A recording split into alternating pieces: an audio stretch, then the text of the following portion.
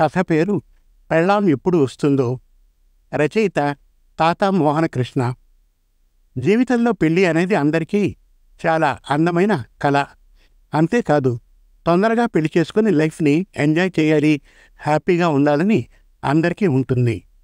వచ్చే పెళ్ళం అందంగా ఉండాలని మొక్కని దేవుడు ఉండడేమో.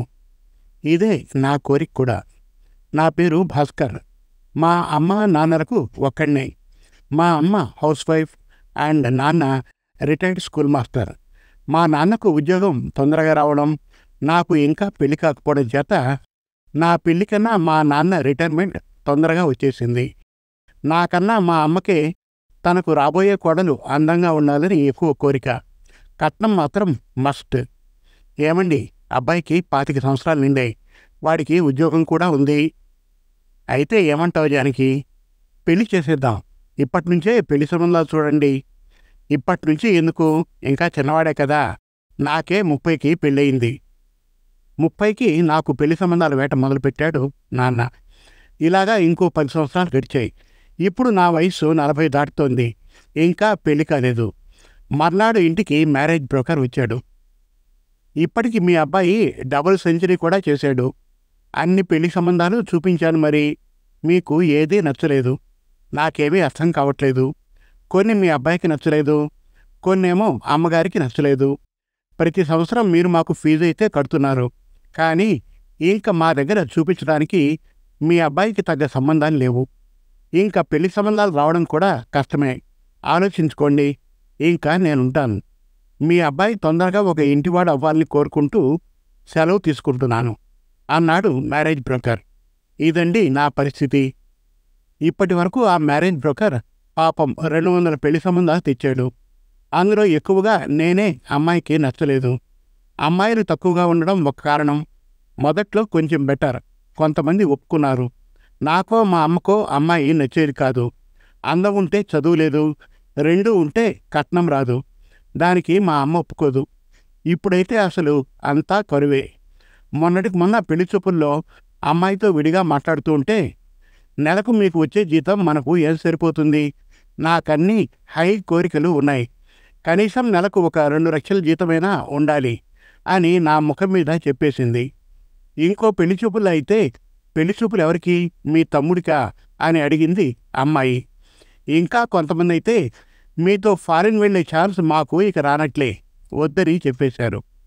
అప్పటి వరకు అన్నాని సంబోధించే కాలనీలో పిల్లలు ఇప్పుడు అంకుల్ అంకుల్ అంటూ ఉంటే, ఆఫీసులో ఆడవారందరూ పైనుంచి కింది వరకు ఏదోలాగా చూస్తూ ఉంటే, పక్కింటి బామ్మగారు ముదిరిన బెండకాయలు నా వైపు చూపించి చెత్తబుట్టలో పడేస్తూ ఉంటే, చెప్పలేని ఆ బాధ నాకు మాత్రమే తెలుసు.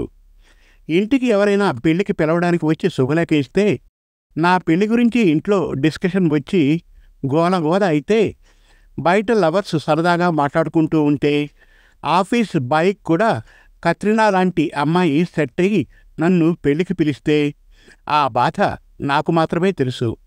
ఫ్రెండ్స్ పిల్లలు అంకుల్ ఆంటీ ఎక్కడా అన్నప్పుడు నడినెత్తి మీద వెంట్రుకలు అదే పనిగా రాలిపోతూ ఉన్నప్పుడు ఆ బాధ నాకే తెలుసు.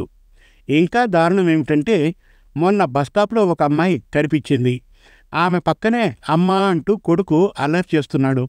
సడన్గా ఆ అమ్మాయి నా ముందుకు వచ్చి, నన్ను గుర్తుపట్టారా? 10 సంవత్సరాల కింద నన్ను పెళ్లి చూపులు చూడడానికి మీరు మా ఊరొచ్చారు.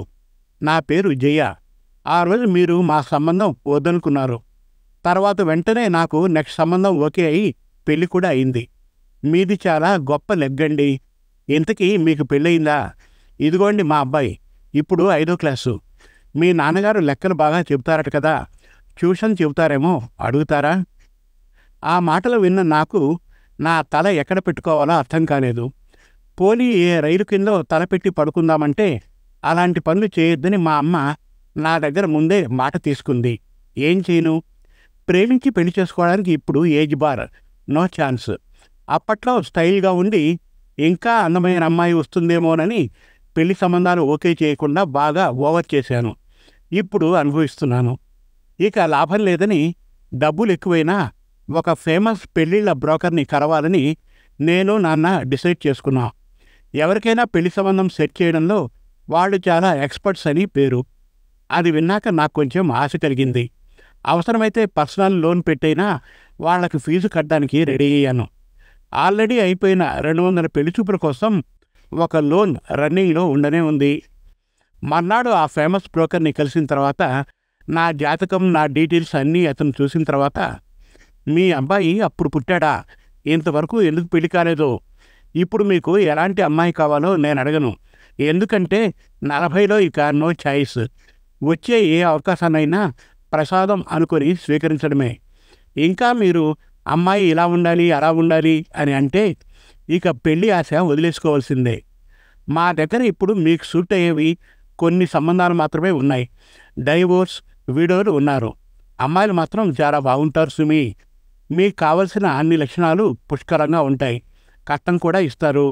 ఎలాగోలా పెళ్ళి సెట్ చేయడమే మా పని. వదిలేండి బాబు, మీకు దండం. ఇంకా ఇక్కడే ఉంటే పిల్లల తల్లిని చూపిస్తారేమో. పదరా అబ్బాయి అన్నాడు నాన్న. ఇంకా మన అబ్బాయికి అమ్మాయిలు దొరికినా వయస్సు 30కి పైనే వస్తారేమో. వాళ్ళు కూడా ఇప్పుడు దొరకట్లేదు. అదే విచిత్రం. వాళ్ళు ఏ డబ్బుల సంబంధమో చూసుకుంటారు. అమ్మాయిలకు డిమాండ్ అలా ఉంది. ఏమంటావు జానకి? ఏమోనండి, చూద్దాం. అమ్మాయి మాత్రం అందంగా ఉండాలి, కట్నం తేవాలి, గుర్తుపెట్టుకోండి. ఒక వారం పోయాక బయటకు వెళ్ళిన నాన్న ఇంటికి పరిగెత్తుకుంటూ వచ్చాడు. బయటకు వెళ్ళిన మనిషి ఇలా వస్తున్నాడేమిటా అని అమ్మ ఆశ్చర్యపడింది. లాటరీ ఏమైనా తగిలిందా అండి అడిగింది. అలాంటిదే అనుకో. మన అబ్బాయి ఎక్కడా? పిలుస్తానుండండి. ఇందాక మార్కెట్లో నా ఫ్రెండ్ లేడు, అదే మనోజరావు, వాడు కలిశాడు. వాళ్ళ అమ్మాయికి ఇంకా పెళ్లి కాలేదట. అప్పట్లో మన అబ్బాయిని అడగడానికి ఆలోచించాడు, కానీ ఇప్పుడు ధైర్యంగా అడిగేశాడు మన పరిస్థితి చూసి, చెప్పాడు నాన్న. ఎవరు? ఆ మన్మథరావు కూతురా? ఆశ్చర్యంగా అడిగింది అమ్మ. మనం 150 పెళ్లిచూపులకు వెళ్ళాం కదా, ఆ అమ్మాయికి పెద్దమ్మ కూతురే అట ఈ పెళ్లి కూతురు. అమ్మాయి వయసు కొంచెం ఎక్కువే మరి. కంగారు పడుకు జానకి. ఆ అమ్మాయి నల్లగా ఉంటుంది కదా, కట్నం కూడా ఇచ్చుకునే స్థాయిలో లేరు వాళ్ళు అంది అమ్మ. అమ్మ, ఇంకేమీ ఆలోచించుకు, పెళ్ళి ఖాయం చేయండి. ఈ సంబంధం కూడా వదిలేస్తే నాకు జీవితంలో ఇక పెళ్లి కాదు. నాన్న అవ్వకుండానే తాత అవుతానప్పుడు అని 2 చేతులు జోడించి వేడుకున్నాను నేను. సమాప్తం. మరిన్ని చక్కటి కథల కోసం, కవితల కోసం, వెబ్ సిరీస్ కోసం మనతెలుగుకథలు.com విజిట్ చేయండి. Thank you.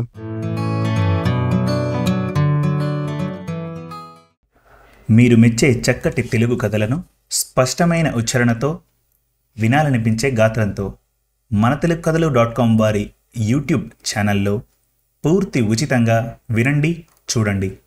మనతెలుగుకథలు.com వారి యూట్యూబ్ ఛానల్ను ఈరోజే ఉచితంగా సబ్స్క్రైబ్ చేయండి. ఎంపిక చేసిన చక్కటి కథలను వీణుల విందుగా వినండి. వందల కొద్దీ మంచి కథలను రచయితల వారీగా పొందుపరిచాము. మరుగున పడుతున్న తెలుగు కథలను మీ ముందుకు తెస్తున్న మా ప్రయత్నానికి సహకరించండి. ధన్యవాదాలు.